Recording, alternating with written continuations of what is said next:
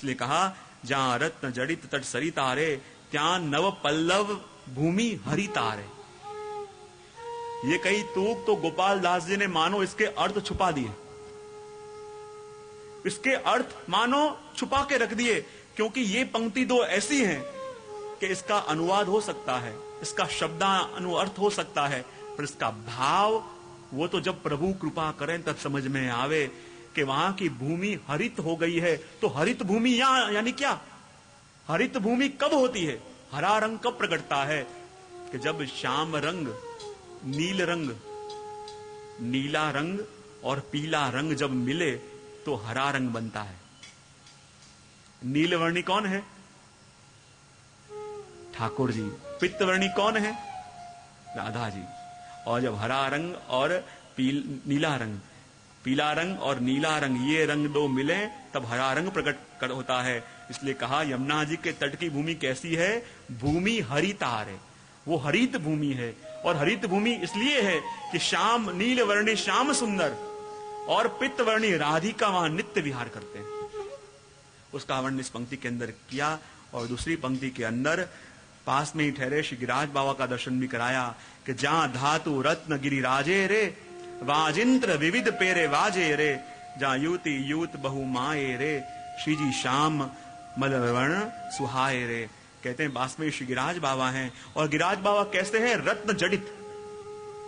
श्री गिरिराज बाबा का वो आदि दैविक स्वरूप, वो अलौकिक स्वरूप, वो तो जब प्रभु कृपा करे तब समझ में आवे। जब नारद जी और प्रभु खड़े हुए थे संग में, नारद जी के मन में जागी भावना कि आप तो कहते हो कि गिरिराज बाबा तो रत्न जड़ित हैं, अलौकिक हैं, तो उनके स्वरूप के बारे में कुछ वर्णन आप करिए। प्रभु जान गए नारद जी को ऐसे समझ में नहीं आएगा। प्रभु ने कहा नारद जी मुझे प्यास लगी है, जरा जल लेके आओगे? और जहां नारद जी जल ढूंढने गए वहां दो ऋषि बैठे बैठे तप कर रहे हैं और उसके पास में ही हड्डियों के ढेर हैं। आश्चर्य हुआ, दो ऋषि तप कर रहे हैं, पास में हड्डियों के अस्थियों के ढेर ही क्या है? बड़ा आश्चर्य हुआ। और वापिस आए प्रभु के पास, कहने लगे प्रभु जरा विचित्रता देखी, एक तरफ तो दो ऋषि बैठे तप कर रहे हैं और पास में हड्डियों के ढेर हैं, ये क्या है? तब आपने कही ये दो ऋषि कोई साधारण नहीं, बड़े महर्षि हैं। और पास में जो हड्डियों का ढेर है वो क्या है? कहते हैं वो दोनों जीव तपस्या कर रहे हैं अलौकिक रत्न जड़ित गिरिराज बाबा के दर्शन करने के लिए। और आज तक उन्होंने लाखों जन्म लिए और देह का त्याग किया, और ये जो हड्डियों का ढेर है और कुछ नहीं है, इनके ही गज जन्मों के हड्डियों के ढेर हैं। इतने इतने ढेर हो गए, आज भी तप कर रहे हैं, पर उस रत्न जड़ित गिरिराज बाबा के इनको भी दर्शन नहीं हो पाए। ऐसे रत्न जड़ित गिरिराज बाबा का अनुभव कब हो? कि जब यमुना जी कृपा करें, जब श्री गोसाई जी प्रभु चरण कृपा करें, तब जाके ऐसे अलौकिक दर्शन का सुख अपन को मिले। और आगे कह रहे हैं जहां युवती युत बहु माए रे, श्री जी श्यामल वर्ण सुहाए रे।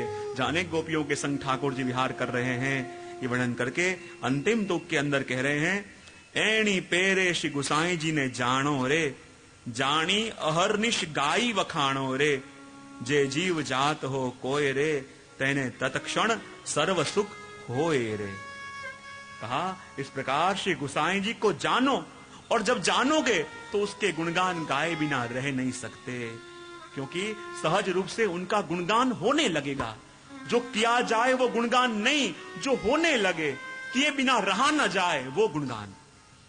और एक बार जिनको जान लिया और उनका स्वरूप आके हृदय में स्थित हो गया, सहज रूप से ये वाणी उसका गान करने लगेगी।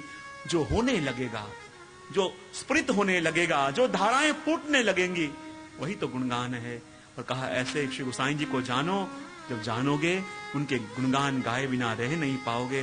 जानी अहरनिश गाई वखाणो रे, जे जीव जात हो कोय रे, तेने तत्क्षण सर्व सुख होए रे।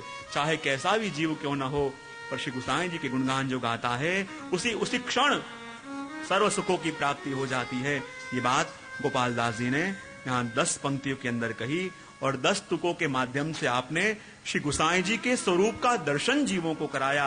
अब पंचम आख्यान को यही विराम अपन देके छठे आख्यान का स्पर्श कर लेवे, क्योंकि एक दो पंक्ति जितनी ले पावे अपन प्रयत्न करें, क्योंकि जितना महत्व श्रीमद् भागवत जी के अंदर 10वें स्कंद का, उतना ही महत्व वल्लभाख्यान के अंदर छठे आख्यान का। ये छठा आख्यान क्या है? जैसे दसम स्कंद भागवत जी का हृदय, ऐसे वल्लभाख्यान का हृदय है ये छठा आख्यान, और इसी के ऊपर संस्कृत में टीका भी लिखी गई। तो आइए उस लीला का दर्शन अपन करें कि छठे आख्यान के अंदर गोपाल दास जी प्रभु से क्या मांग रहे हैं। क्योंकि आपने जान लिया और कह रहे हैं प्रभु मैं गोपाल दास और कोई नहीं, गत जन्म में जो नरसिंह मेहता था वही गोपाल दास जी के रूप में आए, और गत जन्म में शिव जी के कृपा से मुझे रास लीला के दर्शन तो हुए, मर्यादा पुष्टि फल तो मिला, लेकिन मुझे तो प्रभु शुद्ध पुष्टि लीला के दर्शन करने हैं। और हे प्रभु आप तो मेरे गुरु हो, और स्वयं पुरुषोत्तम स्वरूप से जो गुरु मुझे मिले हैं, तो ये कृपा करो कि ठाकुर जी नंदालय में जो लीला करते, जो सारस्वत ने प्रभु ने नंदालय में लीला करी, और प्रभु की जो लीलाएं नित्य हैं, जो आज भी हो रही हैं, तो प्रभु मैं उन लीलाओं का दर्शन करना चाहता हूं। कृपा करके प्रभु मुझे उन लीलाओं का दर्शन कराओ। और देखो ये आख्यान का राग भी है परग, परज राग। क्यों? क्योंकि रात्रि की तीसरे प्रहर में गाया जाने वाला ये राग, और रात्रि का तीसरा प्रहर यानी सुषुप्ति अवस्था, और जब जीव सुषुप्ति अवस्था के अंदर हो तब उसका आत्मा मानो परम आत्मा के संग एकाकार हो जाता है, और उसी व्यसन दशा के अंदर उन्होंने ये छठा आख्यान गाया। तो आइए प्रथम पंक्ति का अपन श्रवण करें और कुछ संक्षिप्त में उसका दर्शन करें। सगुण से ही श्यामणा वाला अनिस दर्शन आपो दे, परम सुख दे वाने काजे व्रज मंडल स्थिर करी स्थापो जी। सगुण से श्यामणा वाला अनिस दर्शन आपो दे,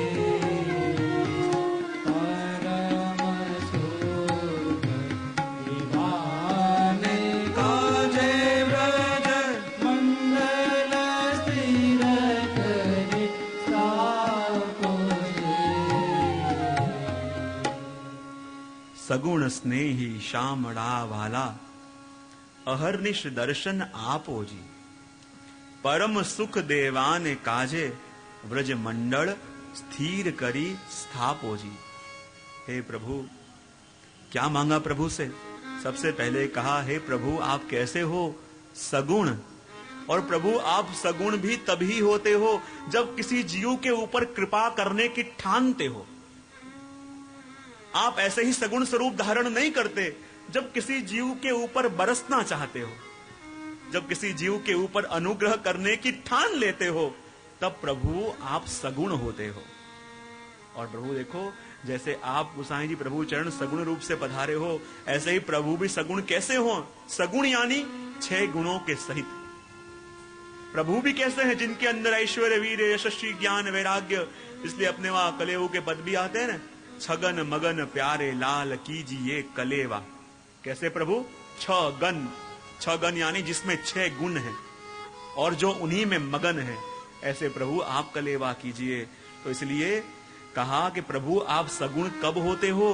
कि जब किसी जीव के ऊपर आप बरसना चाहते हो, किसी जीव के ऊपर बरसने की आप ठान लेते हो, तब प्रभु आप सगुण स्वरूप धारण करते हो। हे प्रभु आप अपना ऐश्वर्य प्रकट करते हो। ऐश्वर्य यानी क्या?